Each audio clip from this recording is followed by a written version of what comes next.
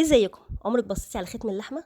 طب لو قلتلك ان الختم ده مهم جدا وممكن يفرق بين ان اللحمه تكون صالحه للاكل وغير صالحه، صدقيني 90% من الناس بتشتري اللحمه ومش عارفه الختم ده ايه فايدته ولا بيدل على ايه. يا جماعه الختم ده مهم جدا، لان الختم ده بياكد ان اللحمه مذبوحه صح، وكمان تم الكشف عليها وهي بتتذبح. بعد الفيديو ده اول ما هتبصي على الختم هتعرفي نوع اللحمه، كبيره ولا صغيره، بلدي ولا مستورده، ومذبوحه امتى كمان. الختم ده اول حاجه بيبقى فيه ارقام، الارقام دي من 1 ل7. الارقام دي عباره عن ايام الاسبوع، يعني 1 السبت و7 يوم الجمعه. يعني لو انت رايحه تجيبي لحمه مثلا يوم الاثنين، الاثنين ده يعني رقم 3، ولقيتي مكتوب عليها رقم 1، سالتي الجزار وقلتي له اللحمه دي مذبوحه امتى، مذبوحه النهارده صبحه، هيقول لك اه. تعرفي على طول انه كذاب، لان مكتوب عليها 1 وانت اصلا رايحه يوم الاثنين اللي هو رقم 3، يبقى المفروض يبقى مكتوب عليها 3. يبقى دي اول حاجه المفروض انك انت تعرفيها، ان الذبيحه ايه، مذبوحه امتى. تمام كده.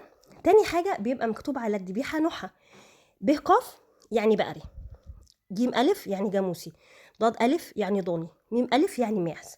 دي انواع اللحمه اللي بتبقى مكتوبه، بيبقى عباره عن رموز. لو الختم بقى مدور يعني الذبيحه دي صغيره، صغيره يعني اقل من 5 سنين، يعني الذبيحه دي 100 100 وتستوي بسرعه جدا. لو الختم مربع اعرفي ان الذبيحه كبيره، كبيره يعني بتاخد سوا شويه، يعني مش احسن حاجه. بالنسبه بقى لالوان الاختام، لو الختم بنفسجي او ازرق او اخضر دي لحمه مستورده. الختم لو احمر يعني لحمه بلدي. لو الختم بقى احمر ومدور او مربع ومفيش جواه اي حاجه خالص، يبقى اللحمه دي مش مظبوطه، فيها حاجه غلط، الختم فاضي، يبقى مش مذبوحه صح، مش مكشوف عليها. تمام كده.